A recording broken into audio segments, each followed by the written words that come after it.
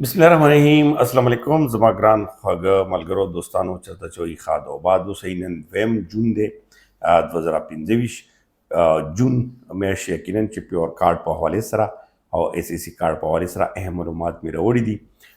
دغه په حوالې سره به تاسو سره تازه ترین شیر کوم. او دویم چې کوم افغانستان یو پاکستان سفارت باقاعده توګه بس آغاز وشو او نن هم موږ سفارتخانې سره په رابطه بنیو او میبي چې دوه ورځو کې موږ ورسره مرکه هم وشي او ډېر ښه پرمختګ خپل منځ کې اړیکې چې کوم دي هغه تاسو ته به اوس ظاهریږي.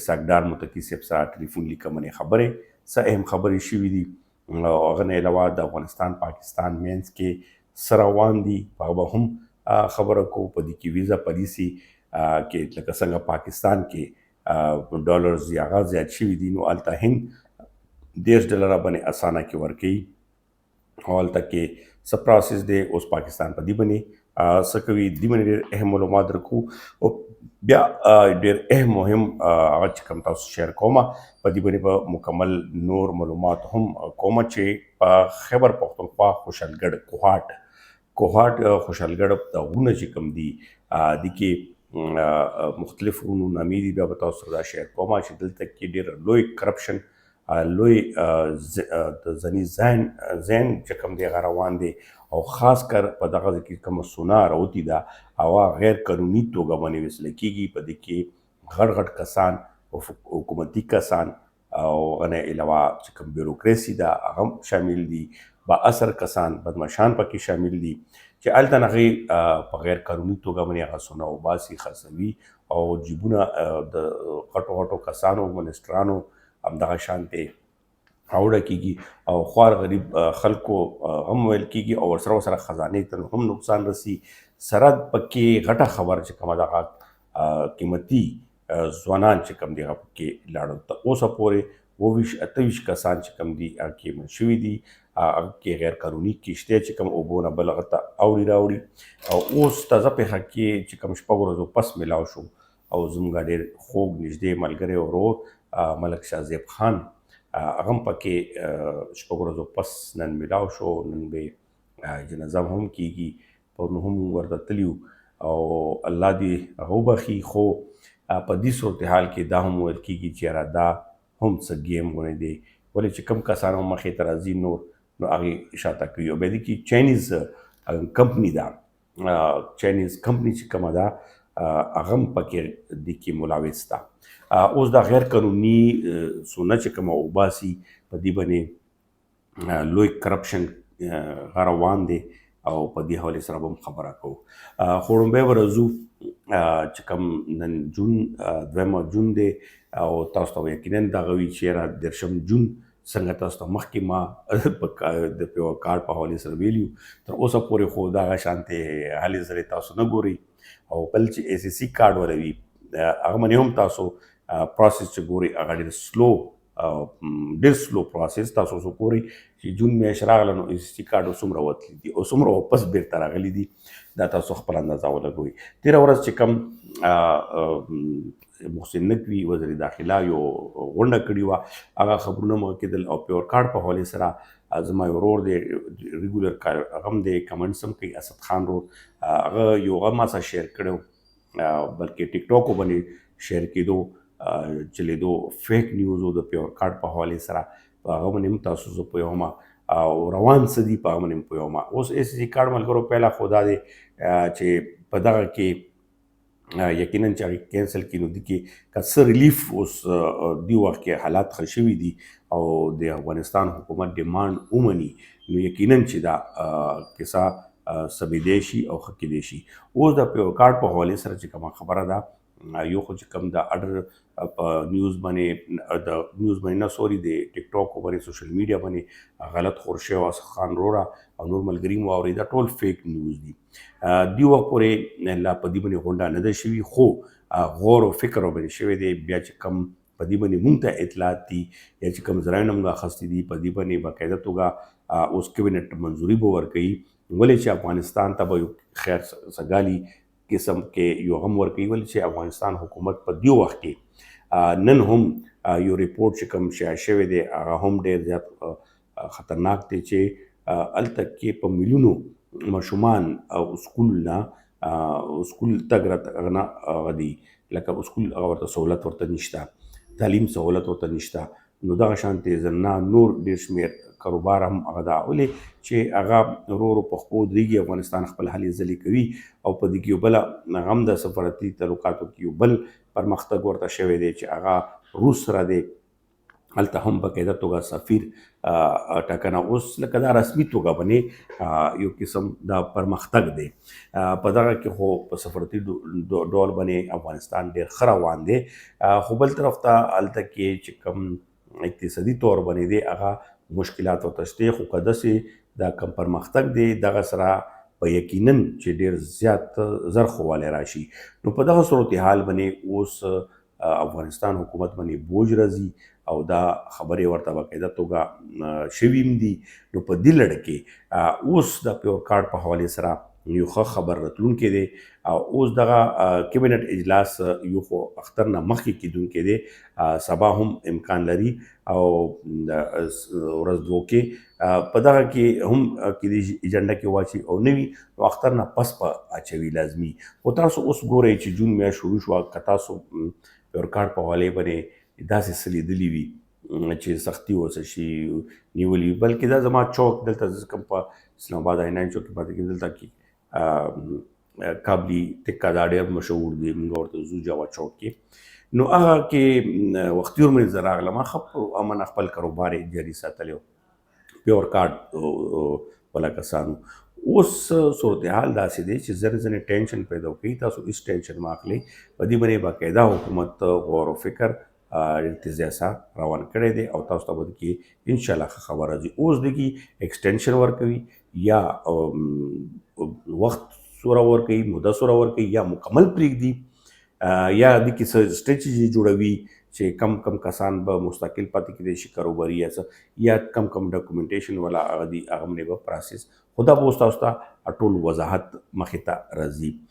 اسحاق ډار چې کوم متقي صاحب سره تېره ورځ خبرې شوي دي په ټلیفون لیکه باندې یو بل ته مبارکباد هم ورکړی دی د سفارت په حوالې سره او ډېر ښه ګرمجوشي سره یو هغه شوی دی. او بیا تاسو ګورئ چې په کابل کې څومره چینجنګ راغلی دی یعنی د افغان حکومت کې څومره چینجنګ راغلی دی. هلته ټي ټي پي بالکل اوس وان خاته شوي دي. اوس د کم کشمیر مجاهدین یا ټي ټي پي کې چې کوم د تحریک طالبان کشمیر نوم هم اوس مخې ته راځي. اوس دغه ټي ټي پي په دغه کې کنورټ کېږي څه چل کېږي دا هم به تاسو سره واضح تاسو خبرونه اورئ. وضاحت په لږ کې تاسو ته د منې هم زه ډیټیل سره درکوم. خو اصل کې په دغه حوالې سره تاسو ته ما کول بیا دي چې ویزا پالیسي باندې چې څنګه هند ډېرو ملګرو کمنټس هم کړي دي چې هند په $10 ورکوي او پاکستان په $1000. پاکستان چې کوم سرکاري فیس دی هغه صرف او صرف $10 دی. هغه د هرې ویزې هغه کا فیملی ویزا ده کا ویزټ ویزا ده او کا هغه د $10 فیس دی. اوس نورې پیسې دي هغه رشوت کې دي. هغه په دې وجه دي چې کومه کوټه ده لکه دلته تاسو ته ښه پته ده چې کسانو هغه زیاته شوې ده لکه د 100 کسانو دغه وي نو هغه ځای باندې 50 یعنې 4% زیات کسان ویزې جاري شوي دي. نو اوس ایکسټرا ویزې چې کومې دي یقینا چې هغه په د پیسو په ذریعه باندې هغه باندې سفارش باندې دغه کیسې بالکل شته او د باندې موږ مسؤل نه هم اوچتو. خو دلته هند چې کوم دی هغه $10 دی. هغه پاکستان نه $10 ګران هم دی. اوس که هند ته ډېر زیات افغانان روان شول بیا به پته لګي چې هغه کې څومره ډالرې بیا رشوت په توګه ځي. او فلحال خو هند چې کوم دی هغه غریب خلکو ته ویزه نه ورکوي. دا هم واورئ. هغه که ته اپلای ورته وکړئ که غریب کس ته ویزه ورکړي ویزټ ته ویزه نه ورکوي چې ته زه هند ته ویزټ کوم او تا سره شاته هېڅ هم نه وي. هغه په پوره ډاکومنټس غواړي. 4 توګه کسانو ته ویزه ورکوي چې هغه تاسو ته ویلي یو چې بزنس مین وي بزنس کوي تجارت په لړ کې بل چې مریض وي مریض باندې خاص ویزه ورکوي او ایجوکیشن باندې تعلیم باندې هم مخصوص کوټه ده او دا 4-5 توګه هغه باندې ویزه ورکوي. غریب سړی پکې ویزه نشته ده ملګریا. په دې باندې ځان ښه پوه کوي او کنې ازمایي کوي. به تاسو وګورئ. اوس راځو خاص خبر ته د خوشحالګړ کوهاټ. کوهاټ نوم به تاسو لیدلی خیبر پښتونخوا کې هسې هم د کرپشن بلا کیسونه مخې ته راغلي دي. کوهستان ضلع کې چې هغه د خپله د ابدي دوره نه ده، خپل سلنه بجټ یې 4 کروړه نه ده، 4 اربه کرپشن هلته کې شوی دی. لکه پیسې هلته ټرانسفر شوي دي اسان بینک بس سرکري نیشنل بینک نه پیسې هغه په مختلفو هغه سره وبسلي دي. هغه به تاسو سټوریانې اورېدلي وي. همدغه شانتې د صحت کارډ په حوالې سره هم وایي چې لوی کرپشن کیس دی چې هغه به هم تاسو سره زه ډیټیل سره انشاءالله کوشش مې روان دی چې هغه به زه پوهوم چې صحت کارډ کې 100 اربه کرپشن چې کوم دی شوی دی او مزید څنګه کېږي، غریب سره څنګه دوکه کېږي، په دې باندې مې پوهوم. خو اوس دغه سونې والا سونه چې کومه ده په کوهاټ کې مایننګ چې کوم روان دی د سونې والا په هغه کې غیر قانوني یو خو لیز چې کوم دی غیر قانوني، بل چې کوم ایریا ورکړی شي هغه نه تجاوز کې زیات او خپل هغه باندې خدایي کوي او غیر قانوني کټینګ روان دی، غیر قانوني سونه وباسي او هغه خزانې ته خو الریډي نقصان دی، حکومت ته خو الریډي نقصان دی چې کوم هغه ده دلته کې حکومت معاشي ټیکسونو زور لګوي، خو دغه څیزونو ته کرپشن وسرولو ته نه دی وسار. بیا خاص کر خیبر پښتونخوا حکومت او بیا پکې وزیران شامل دي. اوس په دې کې ډېر د کوهاټ اهم وزیر چې کوم دی هغه د لیز اخیستی دی او لیز بیا بل یو سابقه وزیر دی چې هغه د شکرداري لیز اخیستی دی او هغه هم غیر قانوني ویل کېږي چې بس هغه باندې شوی دی. اوس په هغه کې څومره کرپشن کېږي، خو د خوشحالګړ په حوالې سره وایي چې دلته یو کرپشن کېږي، بل دلته کې د چین همالیا کمپني ده، په هغه باندې به هم زه ډیټیل سره راځم چې هغه هم ملوث ده. او دغه دوران کې یو زموږ داسې خوږ ملګری شاهزیب خان ملک شاهزیب خان پکې 6 ورځو پس اوبو نه راویستلی شو چې ډېر لرې اوبه وړی و، هغه باندې کومه کښتۍ وه هغه الټه شوې وه. هغه کښتۍ د یو غر نه بل غر ته سفر کوي او هغه سفر دوران کې لکه دا اوس چاینیز راغلي وو، چاینیز باقاعده یو ایسوپي تحت باندې راتلی شي، یو حکومتي ډیلیګیشن وي هغه وي. او بیا چې کومه کښتۍ بوزي یا کشندان وي هغه هم یو پرمټ کس پکار وي. او بیا کښتۍ کې څومره کسان پکار وي لکه اوس ویل کېږي چې یو خو هغه کښتۍ دی هغه توګه نه وه او بل هغه کې 6 کسان تلو 10 کسان ناست وو او بیا دغو کسانو ته 2 کسانو ته جیکټې نه وې اچولي دغه ته او نورو باقاعده هغه سویمینګ والا جیکټې هم اچولي وي. اوس هغه پکې غریب چې کوم د خپل دغه مزدوري کوله د چاینیز سره هغه پکې هم سر وکړو. دغه شانتي تقریبا 150 کسانو 22 کسانو پورې ویل کېږي چې داسې کسان هم په دې کې مړه شوي دي او بیا دې کې قتل او غیرت هم شوی دی چې کوم په دې باندې قبضه مافیا راځي، ګروپونه راځي، ګروپونو منځ کې جنګونه شوي دي، ډېر کسان پکې مړه هم شول. خو هلته پولیس څه کوي، ضلعي انتظامیه څه کوي، هلته کمیشنر 25 لکه روپۍ، D C چې کومه ده 15 लाख روپۍ، اے سی اسسټنټ کمیشنر 10 لکه روپۍ، ایس پی 6 لکه روپۍ، همداسې ډي اس پي پکې 15 لکه، ایس ایچ او پکې پیسې، ټول پولیس باندې پیسې تقسیمیږي.